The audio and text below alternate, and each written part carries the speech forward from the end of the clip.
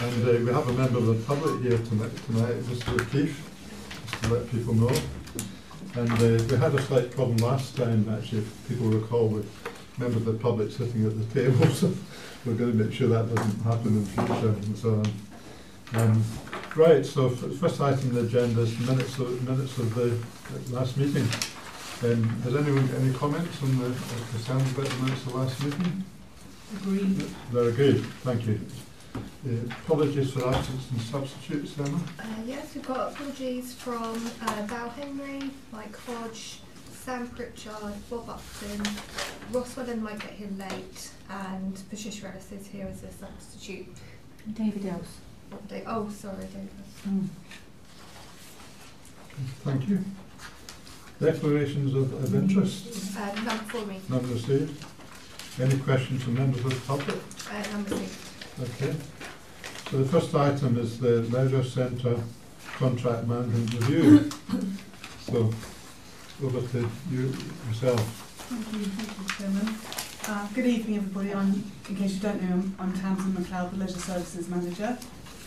And this is an opportunity tonight just to update on the in-depth review work that was taking place last year by the ONS subcommittee. So obviously the purpose of the work was to explore the effectiveness of the contract and to look at value for money and to also look at good practice and what we can share with the rest of the council. So in front of you, you've got a list of recommendations and progress updates. I wasn't planning on going through the whole report, but please stop me if you want to. But there are some key recommendations that I'd like to draw your attention to. Just to highlight that the table is colour-coded, so the amber sort of peachy colour is where actions are in progress, and the green is where actions have been achieved. I think the first one I'd like to draw your attention to is priority number 1, so the first one on the list, the first table, and it talks about the development of the leisure policy. We feel that there are already a number of documents in place that give a lot of background to our service and the work that we do. Obviously we've got the corporate plan in place, and that then informs our service plan, of which there's a very specific recommendation about maximisation of the contract.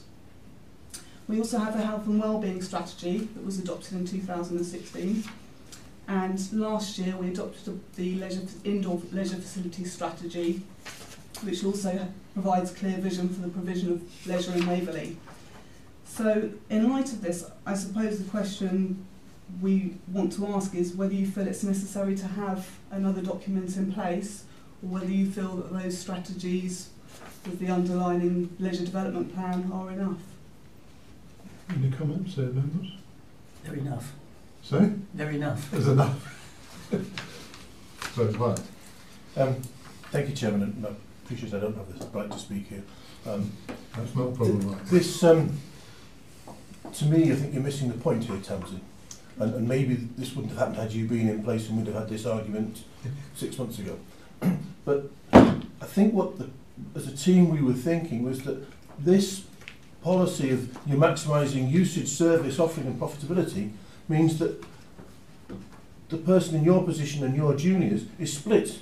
So if somebody comes to you with an offering and says this would be really great to do, and you're convinced that for health and well-being this would be marvellous, but it makes a loss, do you do it or not? Or actually if what we're doing is selling sugary sweets, it means everyone will get nice and fat at the counter and we leave them right next to the till so that when mum stops there with the kiddies they all say, oh mum, I want one of these, and we make a fortune out of it. Do we do it? And that policy doesn't make that distinction. So we felt, and I'm looking at Richard, that some of your team weren't clear whether they were mainly there to help people get super fit at one end of the extreme, or mainly there to make a fast buck. Okay. And so if that needs the document, it needs the document, or maybe it just needs some clarification or some prioritisation. Thank you, Mr. Chairman. Thank you, Ryan. Have you any comments on what Ryan's just said? No, I think it's very valid. I think it's embedding sort of, I suppose, what the council's thoughts are and priorities are for the leisure centre service. So yeah, that makes sense. Yes, I mean, it's a very, very valid point, because we've just done this exercise, which we'll be talking about later, in the review of health inequalities. And is that a hard priority over making money? But on the other hand, the council at the moment has to be very careful about money. So it's a very good point why it's getting the right balance is the issue, isn't it? I'm giving that direction to Yes.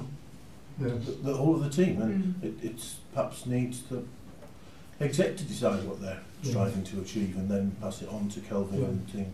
Do you feel you need more of a steer from the executive, taking Wyatt's point? I don't think we spent long enough looking at it to know quite where it had to happen. We're just kind of reflecting that Fattini and there was another lady that came to interviews with her, I think, weren't quite sure which way they were meant to be being pulled. Was it to get a bit more money or to get more fitter people? And I wasn't saying that wandering around dizzy all the time. It's just that sometimes we didn't think they were certain as to which way they were going. I mean, the two things aren't necessarily in social conflicts. You can have both objectives in mind, but you certainly don't want to go to one extreme or the other, do you? Yeah. Okay, so sorry, Liz. Thank you, Mr. Chairman. Just wondered how we're doing with getting our GPs on board with, well, I can't say subscribing, but encouraging people to come and use leisure facilities. The GP referral scheme, it operates quite effectively at all sites, yes. Yeah, all sites are the GP referral scheme. Off the top of my head, I can't say which sites work better than others. I don't know if you have it to hand. I think the difference is the quality of the referrals. That's where it varies hugely, because obviously the leisure centres rely on the health professionals and the GPs referring referring patients to them. And we tend to find, particularly in Farnham, they're very proactive. They think outside the box, and they don't necessarily just prescribe medication, they will prescribe the exercise on referral. So Farnham tends to far exceed the other sites. But we've been doing a lot of work with our health and wellbeing manager at targeting all of the surgeries across Waverley, and she's actually written to every single GP across Waverley, but with very varying results. So it's one of our biggest challenges, is getting the GPs and the health professionals on board to receive those referrals in the first place. Might it ever be possible, I know it will be difficult because not all the doctors appear at any one time, but might it ever be possible perhaps to do a presentation to them to encourage them to encourage their patients to get fit? Absolutely, and we would really love that opportunity, and Gemma, our health and wellbeing manager, has approached the practice managers about going in and speaking to the GPs, but unfortunately it's very difficult to get a foot in the door. It's really hard. So she's offered that, but they just don't take up that offer. We've even tried accessing it through the CCGs and public health and using them to help, but it is a huge challenge, unfortunately. Because again, going back to our inequalities thing, Mr. Chairman, we have our little pockets, particularly not far from here, and I just wonder whether any of those nice people get encouraged to go along? They do, and we've done it across the board. She's done sort of blanket approach across the borough and visited every surgery. So I mean, obviously we're always looking for new avenues and new ways of getting in. So that if there's anything that you can suggest that we could do, then we'd be more than happy to look because at they get preferential rates or even free on occasions. Is that right? Yes. Are they scared, without knowing, are they scared of the possible cost? Might this be putting some off? Possibly, but I think if we're looking to, we've gone for a much more blanket across the borough to hit all GP surgeries to get referrals. But if we wanted to do perhaps more directed sort of attacks at, say, areas of greater identified need that comes out of your inequalities, health inequalities report, and that's certainly something that can be judged on. We have the ability to sort of direct or affect where PFP concentrate. So if that's something that comes out, then yes, certainly. Yeah. Yeah. We have to hope it does, won't we? Sorry, No, no, I was just going to ask a question on something on the specific. next one. Okay. On the GP point, actually, we had a town council health and wellbeing day at Farnham Hospital, and I met there a very impressive GP who had taken on himself to organise all the GP practices in Farnham, where people wanted emergency same-day appointments. You can now get that at Farnham Hospital. And he was such a sort of go-ahead sort of guy. That's the sort of GP you need on board, isn't it, to do it. I think we've got a good group of GPs in Farnham. Whether they can do anything to help in Godalming or Cranley, I'm not quite sure. They might be able to convince their colleagues, though. Yeah. Everything definitely helps. Yeah. We've found that the Farnham surgeries tend to be the more proactive. Yeah. I think there's just one or two good people. I'm not saying they're all good, they're all good, but you need one or two dynamic people who organise the rest, and you're in a much better position, aren't you? And I'm sure they're the sort of people that encourage the use of the health, you know, the sports centre. Absolutely, I'll be interested to find the GP you referred to. I'm I'll try pretty and sure. get his name for you, actually. I can't remember But, it off the top of my head.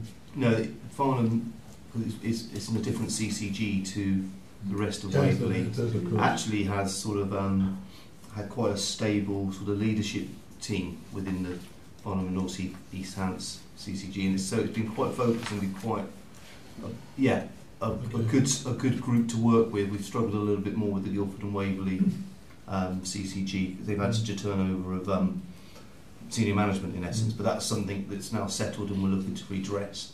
So it'll be a push from above to try and influence GP referrals, as well as working much more from the ground up as well. You want to take us on through it? Sorry. Question. Well, Dennis first. Well, Dennis wants to ask something the green bit. Oh, I see. Sorry, Okay, got to sorry. the first We haven't point. reached the- we haven't reached We the haven't got to green the bit. green bit yet. Okay, sorry.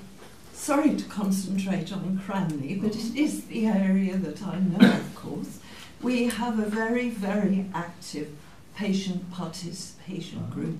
They have a large database, several thousand residents of Cranley, and because I know of the problems that you've referred to with the CCG, so they are doing a lot of work that might have gone through the CCG previously. So I'm sure, if I can put you in touch with the person who leads it, they will be delighted to help. Also, at the practice, members of partners, should I say, have all taken on a role to go out to members of the community. So we have a GP who's particularly interested in youth and has done a lot of work there, but also obviously another one who's particularly interested in sports and exercise. So perhaps that might be someone else that we could put you in touch with. And also I was wondering, quite a lot of people sadly have heart attacks or whatever. Do you get referrals from Surrey, from the hospital in Guildford and perhaps St George's? Is it? I'm not sure about St George's, but Because a the Royal lot of Surrey. people go to St George's. Okay. The Royal Surrey we do. We have a really good link. Right. And their cardiac team, once they finish cardiac rehabilitation of the third stage, they're referred on to our leisure centres to complete the fourth stage of rehabilitation, so that they progress. I And that's was, a really good link. yes, I was at the leisure centre on Saturday, not swimming or anything, right, but it was buzzing. Yes, it's very busy. Yes. Okay. You want to carry? Sorry, you finish? Yes. Carry on taking us through the pink bits, and then we'll get to Dennis's question. Thank you. So, moving on to the second page, under customer service and value for money, point 3 is one that I would like to highlight. It talks about good practice and having a quality manual in place, and that's something that we've been working with our finance colleagues on, to make sure that there are procedures that are identified formally, so that if somebody leaves or somebody isn't in the office, then others know how to where everything's documented. So that's something that is in process at the moment, and that's why that's an amber one. Just to summarise on some of the other recommendations that have been achieved, very briefly, because I'm aware that everyone's under tight times, but just very quickly, just so that you're aware of some of the things we're doing, and just to reassure you that budgets are monitored very closely monthly. We receive the profit and loss from Places for People, and that's scrutinised by both the leisure team and our finance colleagues here. We have a set of detailed performance indicators that are reported to overview and scrutiny every quarter, which I know Nora will be talking about later. And we're currently looking at revising those to make sure that they are up to date and reporting on relevant aspects of what we deliver, such as health and wellbeing. And we're always looking for opportunities for energy efficiency throughout our leisure centres. So whenever we undertake refurbishment works or whenever we do capital works at any of the leisure centres, we're always looking at energy efficiency options. So those are just some of the things to highlight. Profit share is another item, number 6, that's been raised. It is achieved. We do monitor it very closely, but one of the specific sort of requests that came out of the report was that it's balanced or shown against asset depreciation. At the moment it isn't, but that we've spoken to finance, and that is something that could be produced annually if you so wish. So it's not something that we do as a matter of course at the moment, but it's something we can provide if that's something you would like. Moving on down the table to point 10 is a really sort of interesting one and key one to raise. Members found when you carried out the review that the Quest accreditation was very useful and very successful in monitoring our leisure contracts. But it is a specific leisure industry accreditation, so it unfortunately wouldn't apply to other contracts. However, what Kelvin's going to do is raise the accreditation with hosts so that they can look at sort of relevant standards within their own teams. Yeah.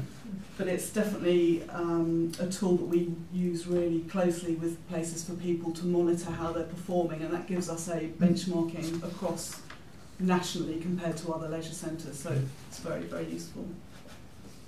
I think most importantly, the biggest success from our perspective in leisure is the community wellbeing, which we've just touched on. It's a lot about health and wellbeing. We work very closely with Places for People, and they deliver a huge range of services and activities for us that aren't in the contract, that add extra value to the contract. So don't necessarily make a profit, but cover costs and provide a vital service to our community. And although we might say they don't make a profit, what they do is improve the health of our residents. And I think you can see when you look at NH costs, you can't really put the cost to that, because by improving their well-being and their health, reduces the number of major illnesses such as cardiac issues and all sorts of diabetes, so it's saving millions. So I don't think we should underestimate the impact of those services. One of the things we'll be recommending in the performance indicator section is that we report on health and wellbeing, because it's so important.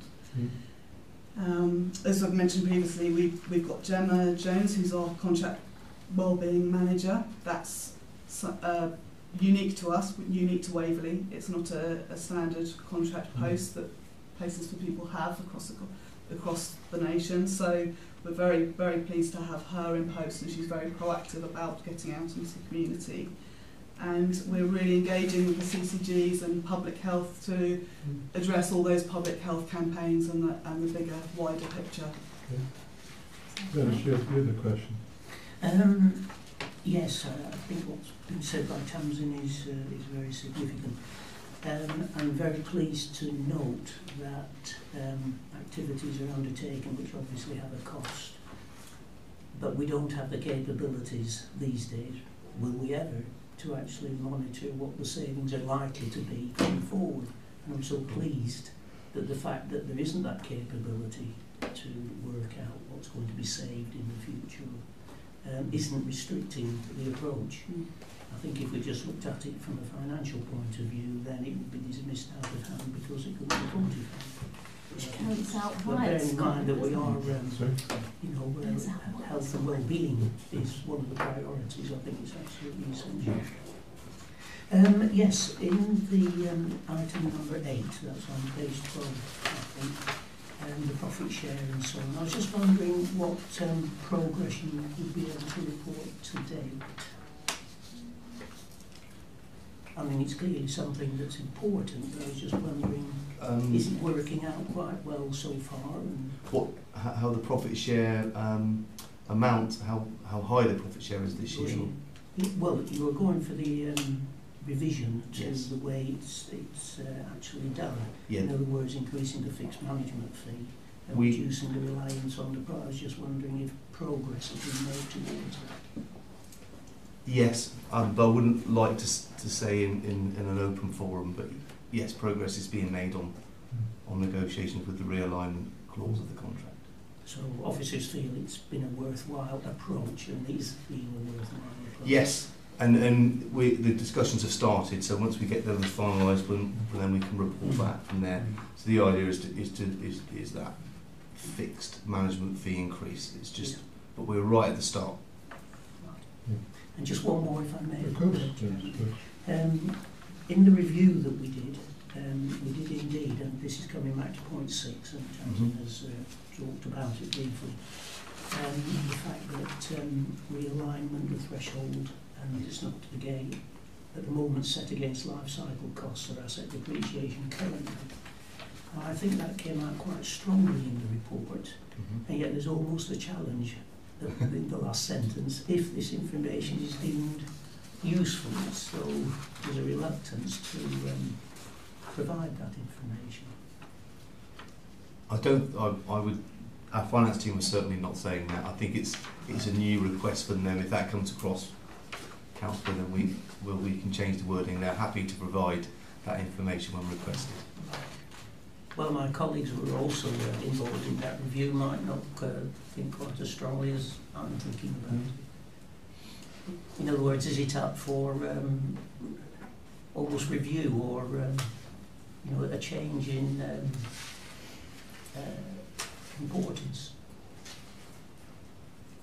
I think you lost them. Dennis, I think yeah, quite extended. when I was looking at something else as you spoke then, exactly what are you speaking about? This is, Six. we've got in point 6, Okay, and it runs over from page 11 on to page 12. then I would support you totally, Dennis, but it's not a case of us not thinking as strongly as you. I think you're letting them off a little bit. The suggestion here about needing to bring in your asset depreciation and life cycle costs isn't because we councillors need to know it, it's because you line managers need to manage better and have that information to hand. If you don't bring in asset depreciation, however you do it, the cost of those big assets, you're not looking at real profitability. You know that, Caroline. So we were saying, effectively, you're not comparing like with like when you're looking at your money in and your money out, or your income versus costs, if you're not bringing in the depreciation. I'm just a little concerned that we've skated too quickly over some of these points and not really picked up the depth that we've tried to bring your attention to. You've talked about item 7, which is a very linked item, if I can continue, Mr. Chairman. The operating costs, the control of the leisure centre. Well, yes, of course they are. But if you're getting a profit share, then you want to be helping the leisure centres bring their costs down. Hence the suggestion about being energy efficient. I don't know why that came up, but must have been one of the team captured that not enough was doing. Probably because there's great big empty roofs that you could stick stuff on.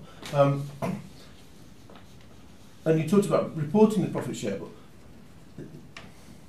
I'm more concerned about what you're doing about it than I am about telling somebody else. And accounting isn't about telling somebody else. Accounting is about is a language to help you manage the business. So I'm a little concerned at the way some of these things are being pushed back, or you can have this if you want it. Well, no. What I'm saying is you should need it if you're doing the job right. Now, put that in the context of how I came away from that review saying, that's a great area, you did really well. And I'm being picky about, a handful of issues.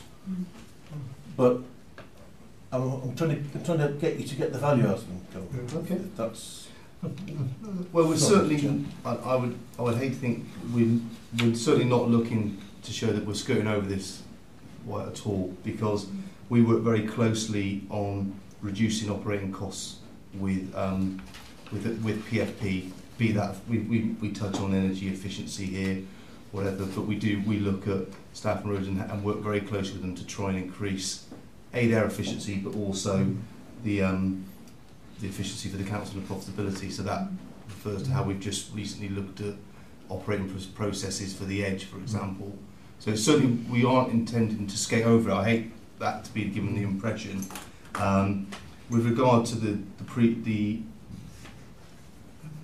way we talk about number 6, I think that's probably something we can just make sure we really flush out with the finance team closely to sort of make sure that information clearly comes forward more regularly than annually.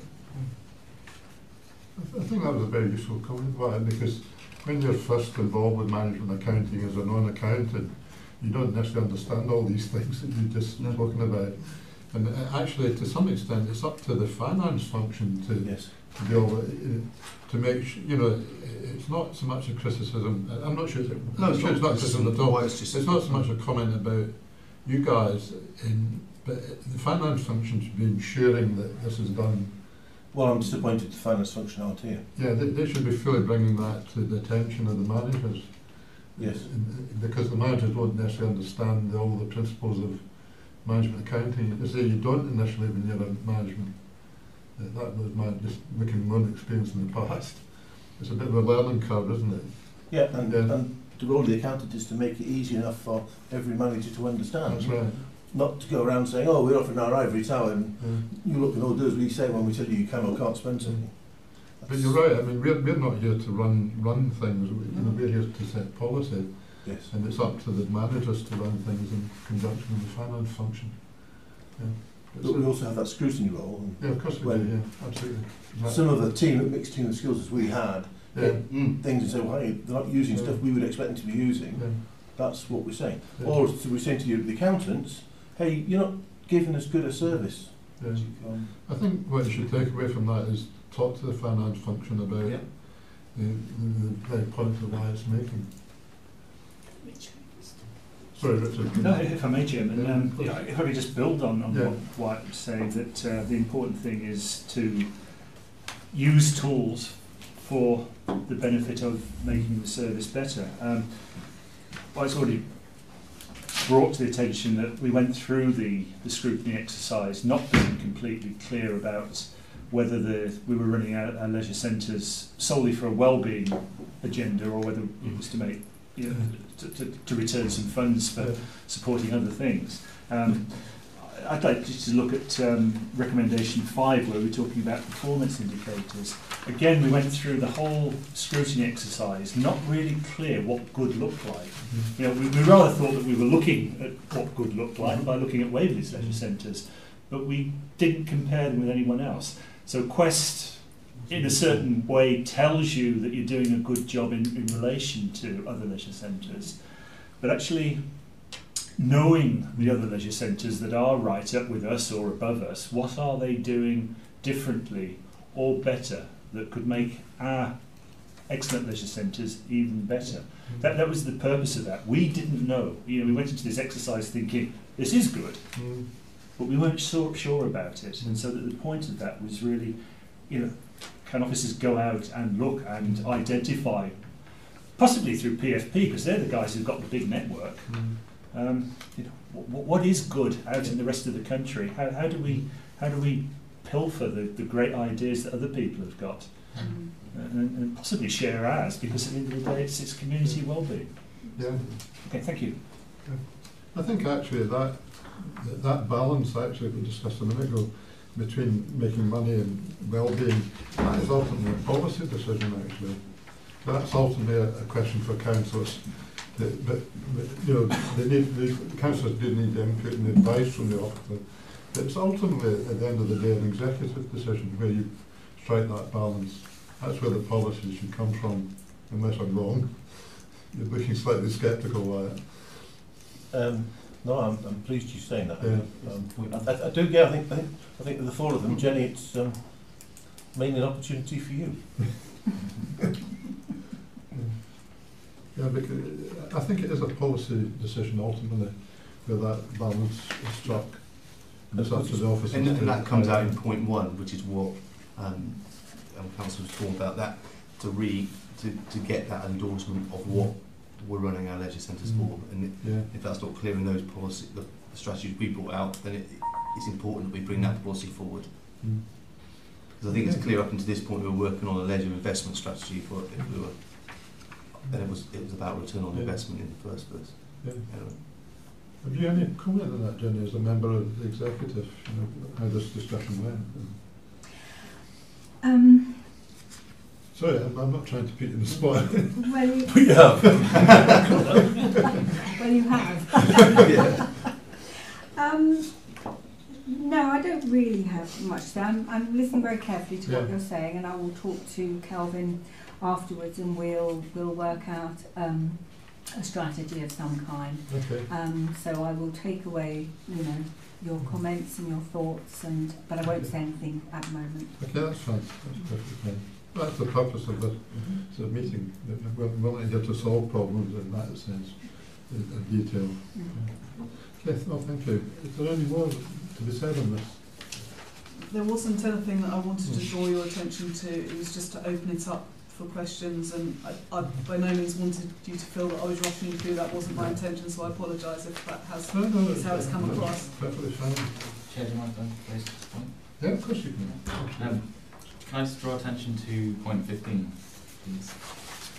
There's two things that I want to pick up on here. One is in response to, well, there's a question on, just for our understanding of the task group, on what we understand the council are currently doing with public health on promoting physical activity, because that would help us in our understanding.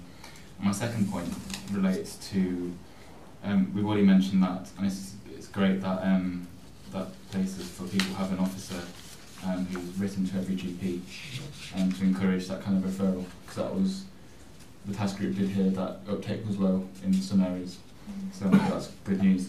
But I'd be hesitant to have number 15 green purely on the basis that it says to break down barriers to physical activity and to tackle health inequalities. I think we as a task group know there's much more that can be done in this area, and I think it'd be a bit short-sighted to have that green right now and maybe wait for the recommendations that come out of the task group to help inform that. Okay. Yeah, I think that's a very good point. Two very good points. Right, yes. Me again, if that's all right, Mr. No, Chair. no problem at all. I wanted to address item 10, where we talked about the use of Quest. Our team were really impressed by the fact we got this model. And indeed, I think as well as talking to you at the time, Kelvin, we also talked to Damien. Yes. And actually it's at his level that I was expecting this action to be largely taken up. Because my suggestion is if you go to the host with it, everybody will nod and think, yeah, we've got what there is. Yeah. And nothing will happen. Okay. Whereas somewhere else you said, and we're finding out what other people are using, what are the KPIs I think it was are being used. I'd be wanting to say to each of your counterparts, or indeed the other subordinates in your team, and say, okay, what is best in class monitoring benchmarking tool being used? What are other people doing? So almost get them to prove what the tool is that's out there, and perhaps at host give them not a 5-minute. You should be using a benchmarking tool. Never goes and doesn't make any notes, but a 20-minute version, just how much you're getting out of Quest. Yep. Yeah, how it's embedded within the service delivery of the centres. Yeah. Yeah. And what it's enabled you to do, and how you can be confident about the comparisons, and how someone like Tamsin can come here and say, look, this is what Quest says, this is the comparison. Yeah, and also it might be slightly misleading the head of service team when we have host. That is the strategic management team of the council, so the directors are there at that point as well. So they will attend the presentation. It's on the forward programme, which is why it's amber at the moment, so I haven't presented yet. But we would subscribe. Quest is something we use for management performance and legislators, and it does give us that benchmarking across how do we compare to others other providers, and it's been a very useful tool. So it's certainly something that I will bring forward quite forcefully in my presentation, but also following on, I don't know if you remember at the time we were just launching the electronic monitoring system. I don't know if that was just before the contract, but we've upgraded our contract monitoring even more, sort of with bespoke service. Is it Tiller? Tiller, which allows us to monitor and improvements. So when we sort of say that needs to be cleaned, or we're unhappy with that, it needs to be sorted out, it can be all done online, updated and checked in real time. So we've now launched a whole new improved sort of monitoring system following on from this. So no, I will make sure it goes through to our senior directors as well, strategic team as well. Because certainly we've looked at the contracts which are calling out for this kind of capability. Okay. Yeah. Glendale in the past, Yes. Mears with their ability to not raise sales invoices, are two that spring to mind. Yeah. Glendale's in your own team, so...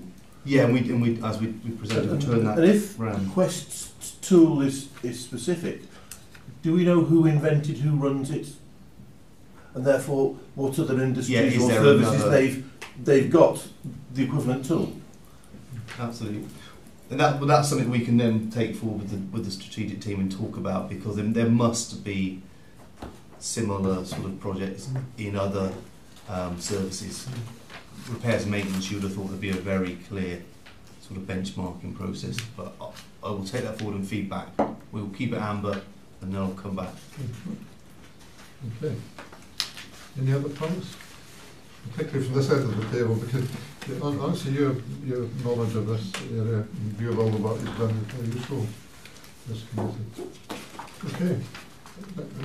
If we're finished, we can now move on to item 6 then. Well, Andy, can I just say thank you very much for inviting us, and thank you much for going to the work with all this detail, and remember that these points were just the handful of things that we didn't find we were happy with. We haven't written a happiness list, as it were. Yes, thank you, Mike. Sorry, are you wanting to bring it back with a more detailed response on some of the issues that Wyatt and Richard and the committee raised at some point? I think we should, absolutely. Okay. Yeah. What time frame would be appropriate for them? Off the top of your head. Well, can we just check what Emma's notes? I think I wouldn't like the finance and corporate team. I'm certainly due to take it to the strategic management team within the next 3 months. So I think it's on the list. So next couple of months. One thing, of course, in Damien used to hear, he always used to attend this meeting himself. In fact, I don't know if we can expect that. When Say that. Apologies. When Damien was here, he always used to attend this meeting himself, didn't he? Yes. Useful.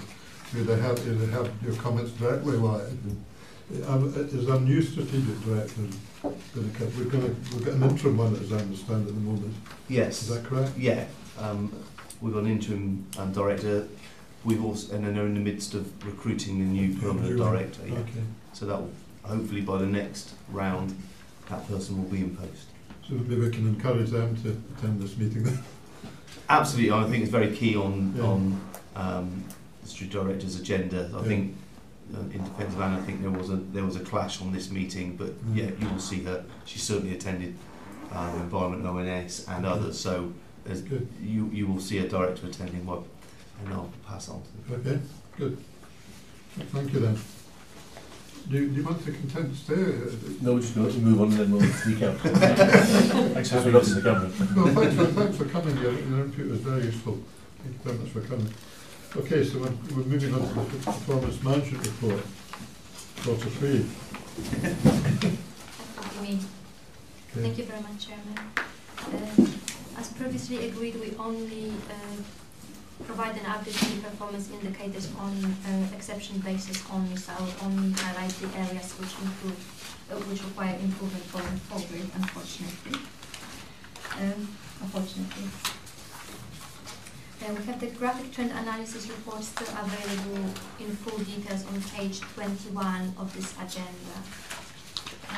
In the third quarter, there has been a drop in performance. We have 3 indicators which have not met their targets. And that concerns the number of discounted membership cards for residents who receive certain benefits, and the numbers have declined in the third quarter.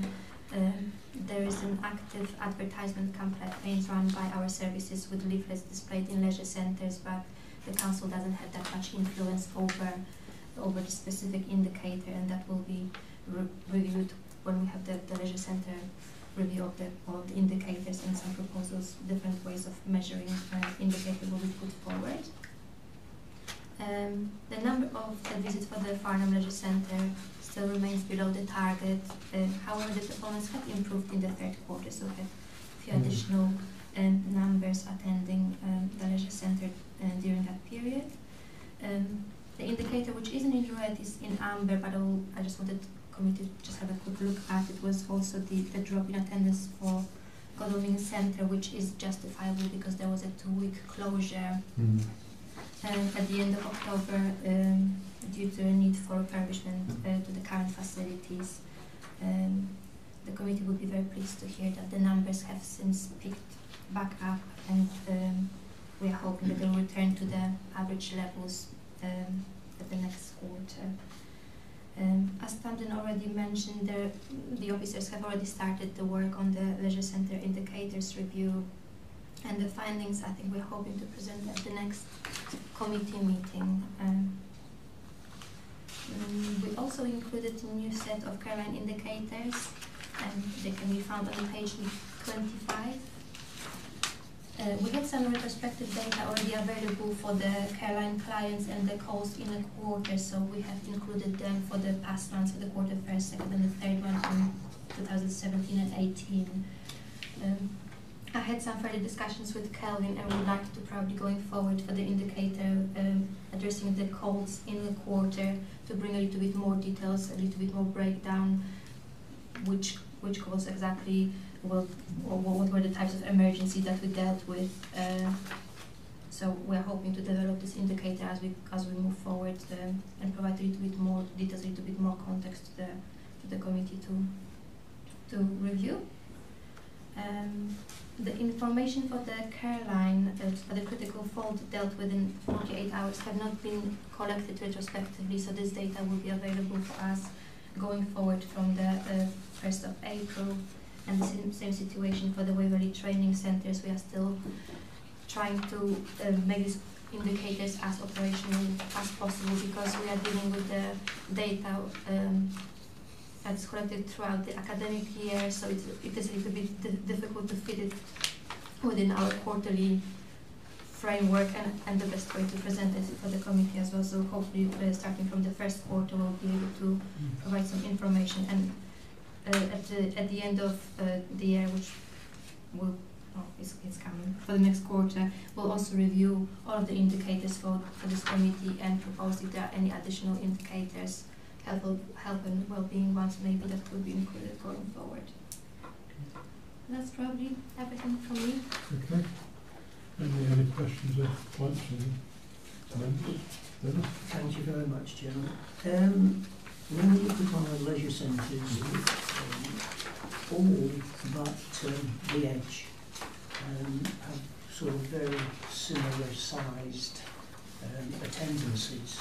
Yeah. And is it easy to sort of say why the Edge is different, and is it possible to sort of up those numbers at all? Or not falsely, I don't mean. Tell us what you want. Happy for me to? Yeah, good. So the Edge is a very different leisure centre to all of the others. The Edge is a dual-use leisure centre, so effectively it's available for school use during the day predominantly. It's only the gym that's open to the public, the rest is closed for the school, and then it's open to the public in the evening. So it's very restrictive on what you can offer to the public, and therefore the numbers, the usage. So that's why there's that huge difference. On top of that, there is no wet side, so there are no pools, which obviously bring a huge number of people. So those are the two significant reasons. So there's nothing to do with its location versus the catchment area or anything like that? No, it's purely the facilities that are offered there and the restrictions to use, because it's a dual use site. So they match the, sorry, for instance, the AstroTurf pitches, which are the floodlit pitches outside, are fully booked evenings and weekends. You you're lucky to get a booking. So they're absolutely maximised as much as possible. Right. Exceptions to that rule, but generally they're full. So the places for people are doing everything they can. Unfortunately, the times where they sit vacant are when the school, they're allotted for the school. Right. So obviously the facilities are being used by the little people. Yep.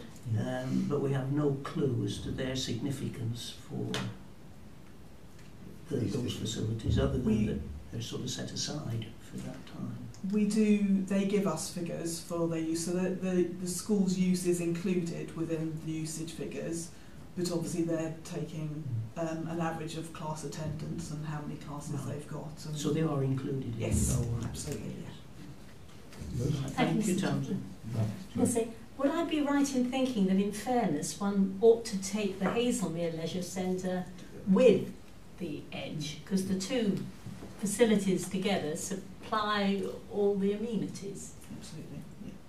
And it's wonderful to see that in 1718 the Edge has nevertheless increased phenomenally. How well served is Hazelmere for private leisure centres? And that's one of the big issues in Farnham. There's so many of them. Is the same thing happening in other places? No, Farnham is unprecedented. They've got 17 competitors within a 4-mile radius of Farnham Leisure Centre. Hazelmere, you've got probably between 6 and 8 direct competitors, but very small scale gyms. There are no leisure centres. So, yes, Farnham is a very different kettle of fish. I mean, Farnham's a fair bit bigger, but even so, what does that mean for us? And are we likely to see more competitors arising or not? We just don't know, I guess. We don't know. If you'd asked me the same question 2 years ago, I would have said that it's at saturation and that you couldn't possibly have any more, and yet it's almost doubled again. So the demand is huge.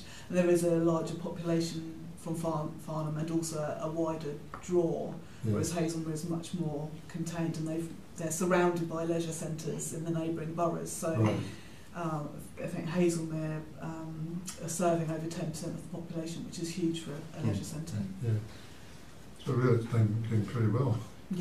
And so is Farnham Leisure Centre. You know, we've got a red indicator here, but I'd often say that it's still our highest use leisure centre, best returning on management fee. It's a really strong performer for us, and these are sort of following up from our presentation back in late November last year. You know, this is why we should be looking at investing in diversifying the offering at Farnham to make it even more competitive. So there's real opportunities there. One thing you will have to think about is that the Brightwell scheme is going to actually, it's so close to the leisure centre, it's going to cause a lot of disruption in traffic. It's inevitable, nothing can be done about that. But that could potentially impact on the attendance, couldn't it? Yeah, we're working with the leisure team. In fact, we've got a meeting and updating tomorrow. There's no doubt there's a short-term impact with the construction, but obviously at the end of the process, there's also a huge number of new dwellings next door. So But that's 2 or 3 years away. But you're right, Councillor. So what we would look to do and work with Nora is look to adjust the figures over the next few years during that process, but we won't know the impact until it's hoarded really into Dogford. That's what we'll analyse. When I think about it, even the loss of the Dogford car park could affect you actually. That would be that's what they believe would be the biggest impact. Less so the traffic, but more the Dogford car park next to them. It will be shut. And although there is an alternative car park, it's slightly further away. And even though they're all very fit that use a leisure centre, walking from their car to the leisure centre will no doubt impact upon usage. But yes, you are absolutely spot on. We're working closely with the leisure PFP to work out how we minimise that impact. It's not just Brightwell, we're going to the World redevelopment as well in exactly the same area. So you have quite a challenge. They have, over the next couple of years. And they're very aware of it, and it's obviously been something that's been on the horizon for a period of time, and now it's happening. We just need to work with them to try and ensure that residents know where the alternative car parking is and encourage usage still, so it's still open. But that's something we'll work closely with the leisure team on. Yeah. Yes, it's Thank you, Mr. Chairman. You've already mentioned that last October you did the proposed refurbishment at Godalming, so hopefully that might encourage numbers to come up anyway. Absolutely. Do I remember correctly that something was planned for Farnham? Yes. And So when's that likely to happen? we're looking forward to bringing something forward with our portfolio holder at the moment. We're looking to bring something forward in the next cycle of meetings, but for consideration. Lovely. That's an extension, isn't it, with new climbing thing and that's Yes. That's soft play as well. the soft Yes. play thing, yeah. I think that will go down very well. That's very popular. Yeah, Yeah. everything we presented earlier is based on identified need and making it that competitive edge to give our leisure centres a slightly different offering. My grandchildren go all the way to Farnborough for soft play stuff, you know, so having one locally will be good. Yeah. Absolutely. Yeah. We're joking about one of our colleagues is expecting a baby and the amount of time they'll be spending in soft play. We have joked, as a parent I've spent many an hour sat watching my child around some coloured foam. Any other points? Just, I suppose, getting back to Cranley again. Yes. I mean, Cranley, we are expecting Oh, a yes. huge number of properties to be built in, and many of them are underway now. The facilities, I think, at Cranley for the leisure centre, which was originally built by public subscription, thank goodness Waverley put a huge investment in it a few years ago. Yeah. But improved, increased facilities in Cranley, including the car park for the leisure centre, are desperately needed. Absolutely. I think we would. It's part of a report that we as a team have brought forward and considering with our portfolio. You know, Cranley Leisure Centre has done remarkably well. I joke. Yes. It's older than me, and and it's holding up a lot better than I am. I think it's done. It's a fantastic facility, and the way it's performing now, we think the PFP and the team there are doing a fantastic job. But there is no doubt there's decisions for the council to make coming forward because there's going to be growing demand, and can the current leisure centre cope with that increased demand? I think Waverley, as I said, did put a huge amount of money in it, work into it a few years ago, which made a very significant difference to the facility. But, you know, it's a bit tired now, it's a bit small,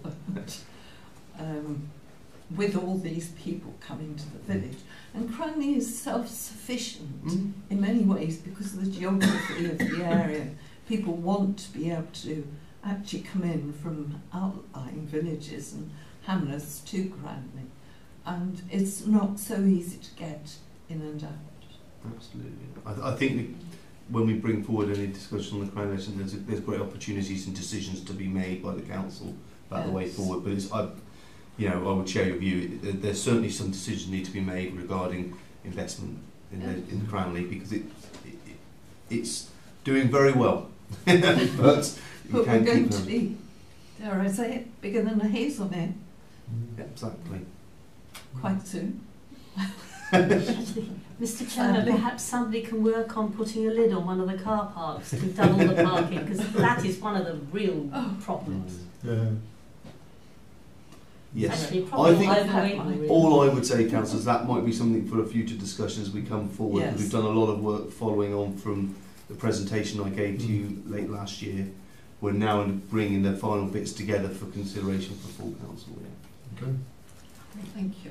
Any other? Just one question on CS1, the access to leisure cards. Oh, yes. I appreciate the concluding statement that it's going to be reviewed, but that Q3 is so significantly out of kilter. Is it understood why that's happened? Or? There is no reasoning, and this is one of the indicators that has always been sort of a bit of an anomaly because we have no influence over it at all. We do everything we can. We work with the housing teams and the benefits teams to make sure that we're promoting the scheme to the right people. The leisure centres do a lot of work advertising to students, but Yeah, it's So obviously the original idea, Tamsin, was that this was to try and get some feel for the success of this promotional activity. yeah.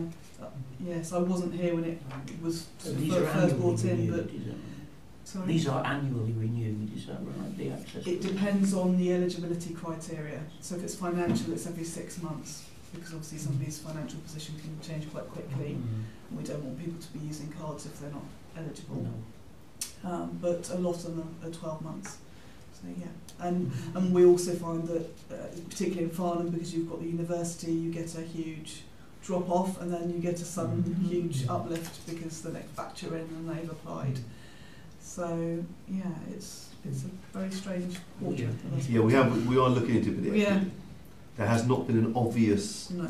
answer for the drop in that quarter compared to that same quarter last year. No matter what we've looked at, so hopefully we'll see it increase again next quarter. But it's quite an anomaly.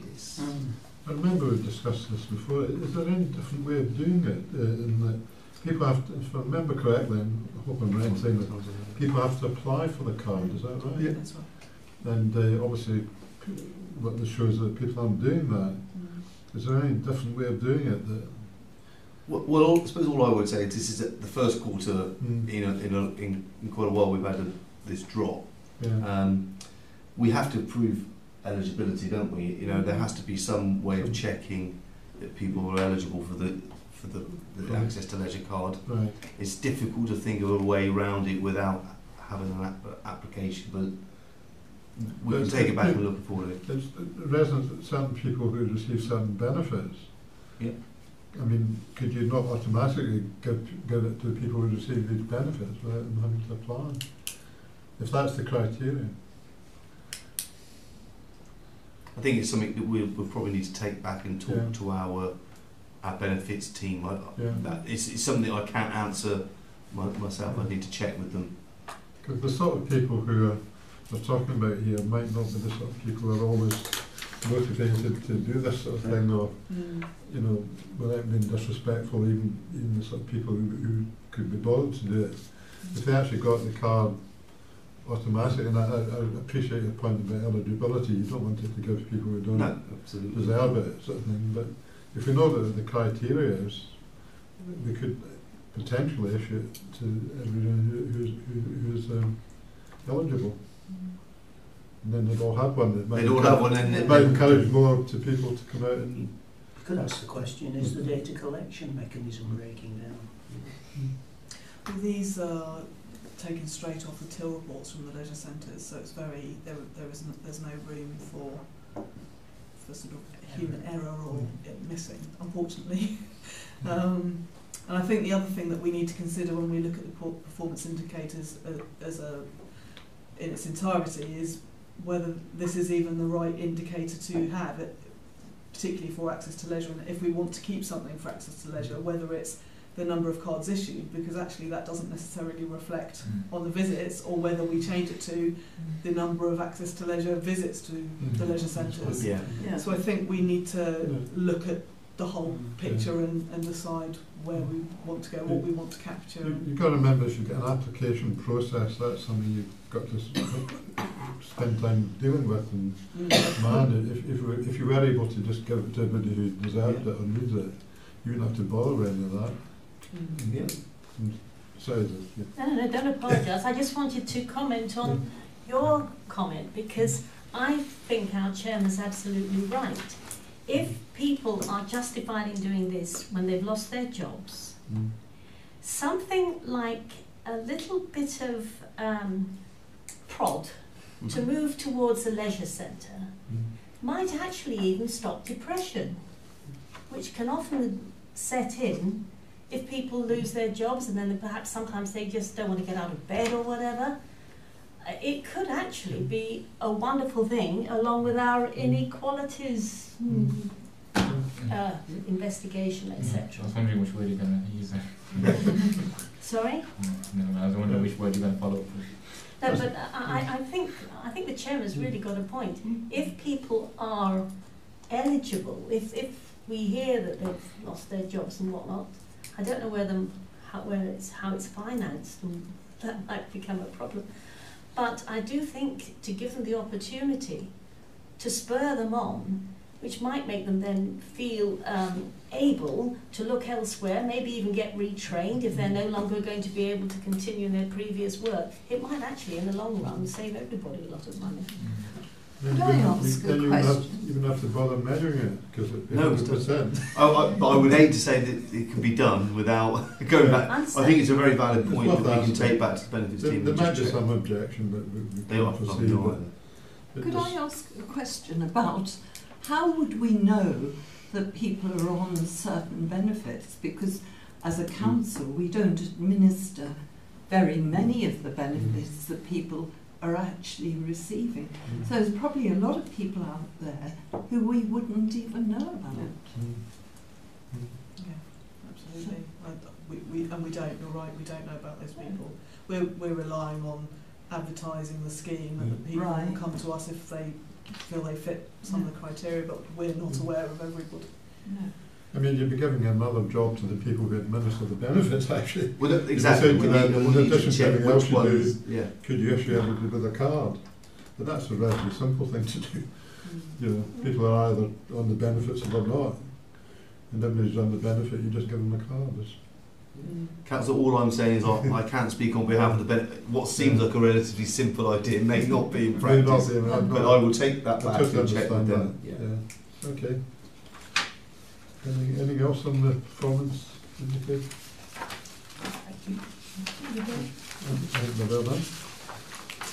The next item is health inequalities review. Yeah, I think Alex is going to update us, but I'll just make a brief introductory comment that I think everybody involved with the task group found it to be very interesting in the boarding process, actually, and I think we've come up with some good ideas, but it had to go through a review process, which Alex is we're going slightly further behind than the top review. The top review was put out by, but for very good reasons. The report's having to be reviewed, so Alex will explain that to us today. Yeah, so just before I get on to that point, and it's a completely valid one, I'll just update the committee on what the task group's done and where it's going for the members, for the one member that isn't on the task group here tonight. So the members have met 5 times. We've heard evidence from a number of internal officers, public health, the third sector and NHS health professionals. And within this review, the group has looked at a range of factors from the local environment, for example, through planning policy and housing. We've looked at lifestyle choices, so we looked at obesity in children, healthy weight, smoking, alcohol and alcohol misuse. And lastly, and we touched upon this the session this evening, we looked at access to GP services. We had Health Watch Surrey and the Guildford and Waverley CCG. And now following that meeting, I did get in touch with North East Hampshire Farm CCG, and luckily I got a response from one of their directors.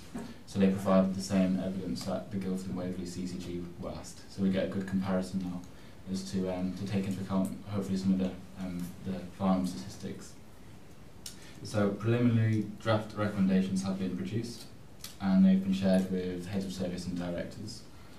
However, as Andy mentioned at the beginning, we are now in the process of reviewing the report, both the wording and the accuracy of what the task group heard. It's generally good practice in any investigation to go back to the witnesses that gave submissions, just to go back and check how we've used the information and to make sure any bold points are accurate and were meant to be what they said. So it's going to take a bit of time, and hopefully we're going to have that process under the belt before Easter, before we break up. And it's something about 10, 12 witnesses we've got to write to individually, so it's going to take a bit of time. Karen Simmons, who's been working with the group for the last 6 months or so, has kindly waded through the 60-page report word for word and has gone through all the wording to make sure I'm saying what I think I mean. So credit due to her, she's helped this task group immensely. So once we've gone back to all of the witnesses and we've confirmed an accurate record of the information, I will be meeting again with Calvin and his team and other directors, but also Jenny Oss, to go through the findings of the review, just to firm up on our recommendations. And the task group will meet once more, so it's not over yet. We'll meet once more just to review the report, and I'll talk you through some of the recommendations we'll be making. Yeah. You know, I'm sorry the report's not here tonight. I really wanted it to be, but it has to be a quality product. I need to make sure that what we're putting out in the public is correct. So it'll be coming to June. Yeah. I think the other comment that's worth making is that Karen actually put in a tremendous amount of work, but she also sees this as something she can probably use as a model to take to other boroughs actually. She's thinking, you know, there's a lot of other boroughs in Surrey apart from Waverley, and so she's thinking of possibly trying to roll it out. Any comment on that? Yeah, I mean, Public Health's agenda is to engage with district councils and borough councils to look at the wider determinants of health. It's part of their aim. So Karen's our lead, and there'll be other different officers who have different leads in different councils. So hopefully this report can be used as an example to other aspiring councils looking to do the same piece of work. And there are other councils in different places of the country who've done this review, slightly you know, not as in depth, I'll admit, but it's there as an example. So hopefully this piece of work can be used to you know, guide other councils if they want to make that choice in that review. Not the template. Exactly. Any comments or questions? No, thank you, Alex. Sarah? No, that's fine, great. Okay, so the next item is the work programme, pages 27 to 48.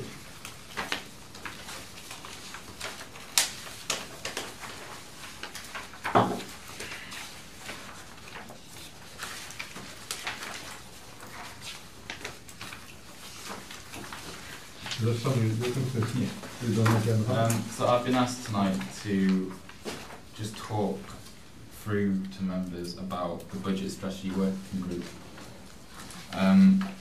Just to give a bit of context, and it's a shame that we've had so many apologies here tonight. You may get the short end of it. You might get a short straw. So the budget strategy working group was set up by the Value for Money and Customer Service Committee, and essentially what the review is a review to look at how we drive forward our medium-term financial plan and look at initiatives designed to resolve the projected budget shortfall. So it's a massive review. It's going to be more than a year, so we're looking around 2 years, probably the lifespan, and it's going to be looking at a radical rethink about how we deliver our services, how we make savings, and generally looking at what this council is going to look like in a few years' time to make sure we aren't going to be in any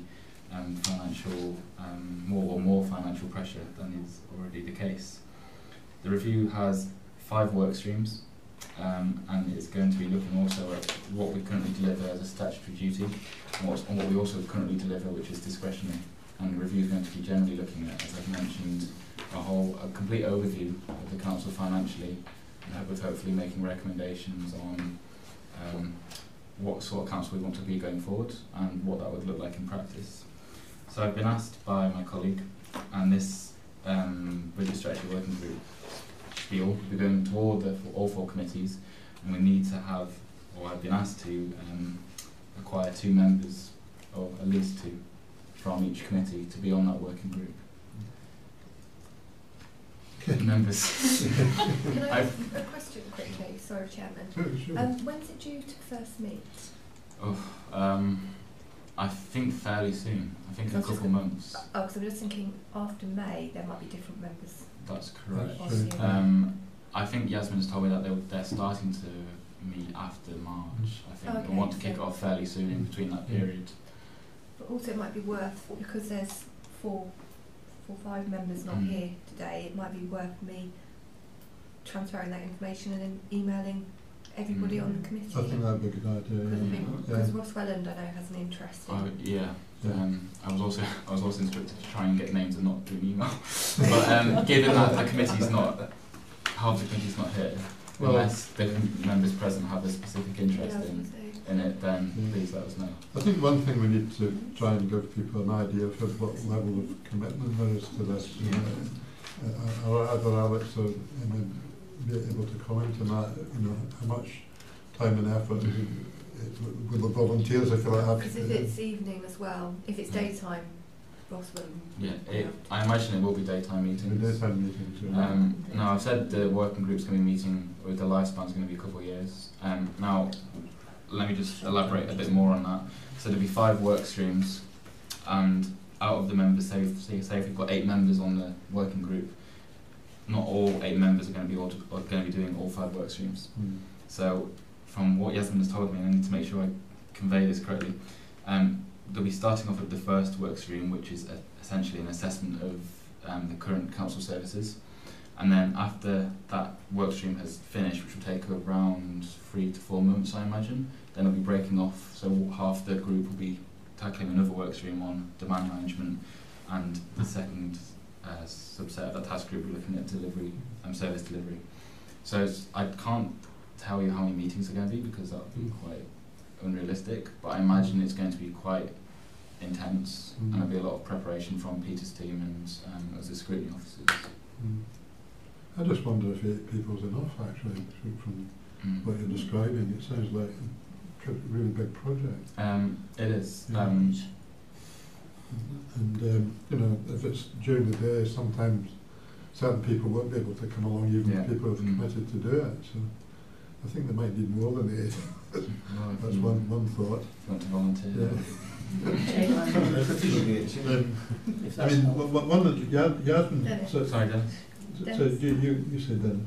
Yeah, we have a provisional. Okay. Dennis says please put his name down. Oh, that's great. It's terrific. Can't get out Thank you, Dennis. God, I wish I was retired. Yeah. First I mean, on the list. Yasmin sent round something a few weeks ago to, I think it was to myself and Liz, asking us if we could sort of canvass the members. I've just canvassed. Just to be honest, I haven't had the time to do that, but I'm happy to try and do some of that. You know, to phone up the members who aren't here and say to them, you know, what would they think about volunteering? I've actually got the report that went to the coordinating board, which has got all the quite a detailed information, so you can circulate that as well. I think Yasmin sent that round to share some advice. So Yeah, but I'm now talking about sending it to the members. Okay. I think it would be a good thing if you could actually circulate the information to the members, and perhaps Liz and myself can coordinate who we think we can. Whose arm we can twist. Who's best to speak to which person, you know.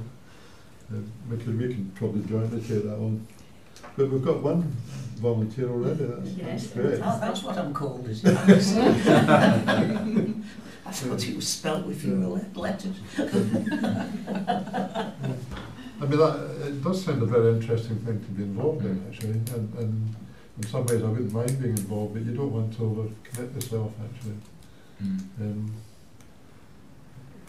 I don't know what you think, Patricia and Liz yourself. Well, I suppose, I know it's been referred to, but I am a substitute member of this committee. Yeah.